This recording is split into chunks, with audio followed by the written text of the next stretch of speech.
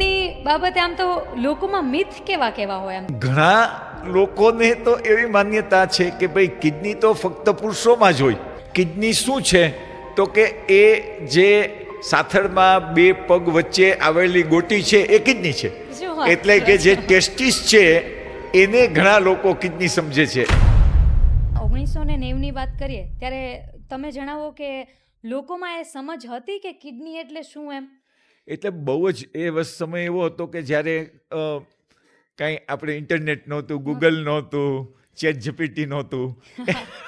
એટલે ત્યારે લોકો પાસે બે જ મીડિયા હતા, એક તો પુસ્તક અને બાકી તો કે અખબાર. અખબાર, એટલે જે ન્યૂઝપેપરમાં આવે પ્રિન્ટ એનાથી. મીડિયા જેને હા, એટલે આપણે પ્રિન્ટ મીડિયા.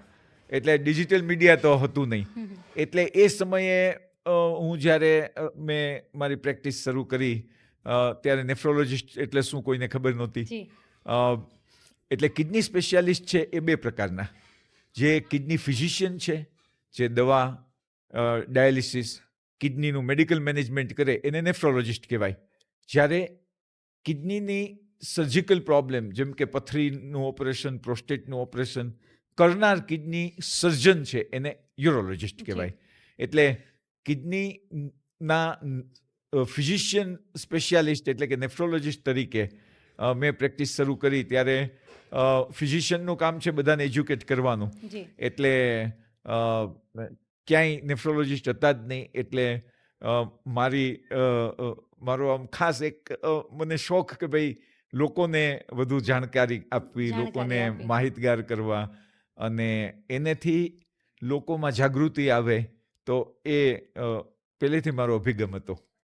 બહુ એટલે આમ જે વાતો કરીએ છીએ એટલી મજા આવે છે ને, પણ કિડની બાબતે આમ તો લોકોમાં મિથ કેવા કેવા હોય આમ? તમે સાંભળો, તમે તો આટલા વર્ષોથી 1990થી અને એના પહેલા સ્ટડી, ભણતર, આ બધું બુકો લખી છે, વેબસાઇટ ડેવલપ કરી છે ઘણી બધી આ બાબતે, પણ તમે ક્યાંક વિઝિટ માટે ગયા હોય, કોઈ ગામડે ગયા હોય, તો એવી કોઈ વસ્તુઓ સાંભળી છે કે જે તમે કલ્પનાય ન કરી હોય કે આવું લોકો કેવી રીતે વિચારે કિડની બાબતે?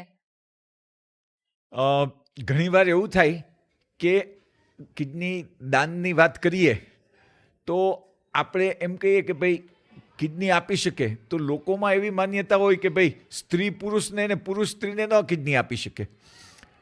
અને ઘણા લોકોને તો એવી માન્યતા છે કે ભાઈ કિડની તો ફક્ત પુરુષોમાં જ હોય. અને ખરેખર. એ કિડની શું છે તો કે એ જે સાથળમાં બે પગ વચ્ચે આવેલી ગોટી છે એ કિડની છે. શું વાત એટલે કરો કે જે છો? ટેસ્ટિસ છે એને ઘણા લોકો કિડની સમજે છે. એટલે જી. લોકો એમ માને કે ભાઈ ના, કિડની પુરુષોમાં હોય અને એ કિડની છે એ કંઈ પુરુષ સ્ત્રીને ને સ્ત્રી પુરુષને કિડની ન આપી શકે. હા. આવી માન્યતા અમે ઘણીવાર સાંભળીએ અને અમને ત્યારે આશ્ચર્ય થાય કે ના, લોકો પાસે કિડની વિશેની પ્રાથમિક માહિતીઓ નથી. એવું ઘણીવાર બને છે. એટલે કદાચ આમાં હું એવું જ કહીશ કે આ પ્રાથમિક માહિતી ન હોવાનું એક જ કારણ છે કે ભણતર, અભ્યાસના કારણે કદાચ આ વસ્તુનું એમનામાં મિસઅન્ડરસ્ટેન્ડિંગ જેવું હોય. હા, એટલે એવું છે કે અભ્યાસ અને આરોગ્ય વિશે જ્ઞાન એ બંને અલગ વસ્તુ જી છે. આરોગ્ય વિશે જ્ઞાન. હા, એટલે આરોગ્ય વિશે જ્ઞાન ન હોય, ભલે ભણવામાં ઘણું બધું આવતું હોય.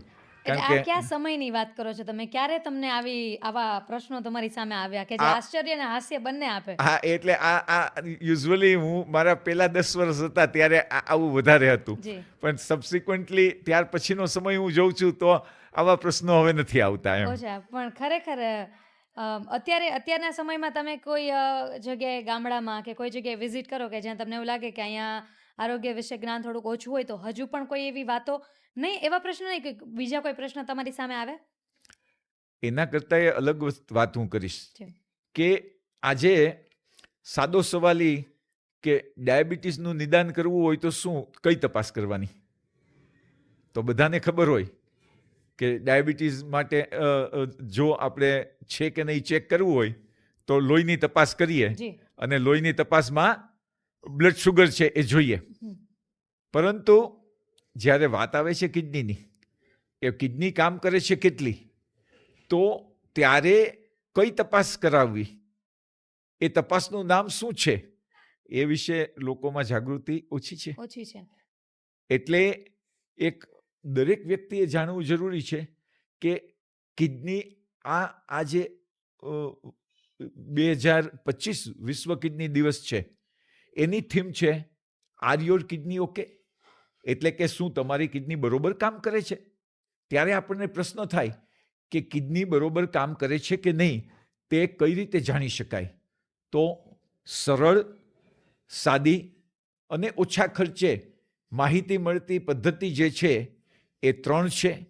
એક તો બ્લડ પ્રેશર મપાવવું, બીજું તો કે લોહીમાં ક્રિએટિનિનની માત્રા છે એની તપાસ કરાવવી. ક્રિએટિનિન એટલે લોહીમાંથી જે કચરો નીકળે છે તેની માત્રા વિશે જાણકારી આપતી લોહીની ટેસ્ટ.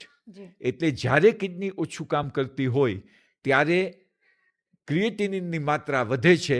એટલે જેમ બ્લડ શુગર વધારે હોય તો આપણે એમ કહીએ કે ડાયાબિટીસ છે, એમ જો ક્રિએટિનિન વધારે હોય તો આપણે કહેવું પડે કે આપણી જે દર્દી છે એની કિડનીની કાર્યક્ષમતા ઓછી છે.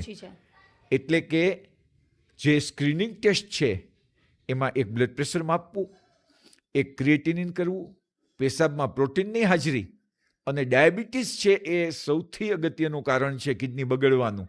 એટલે એક બ્લડ શુગર, એટલે કે આ 4 વસ્તુ કરવામાં આવે. એક બ્લડ પ્રેશર માપીએ અને ક્રિએટિનિન, પેશાબની તપાસ અને બ્લડ શુગર. તો આ પ્રાથમિક સ્ક્રીનિંગ માટેની અતિ સરળ પદ્ધતિ છે.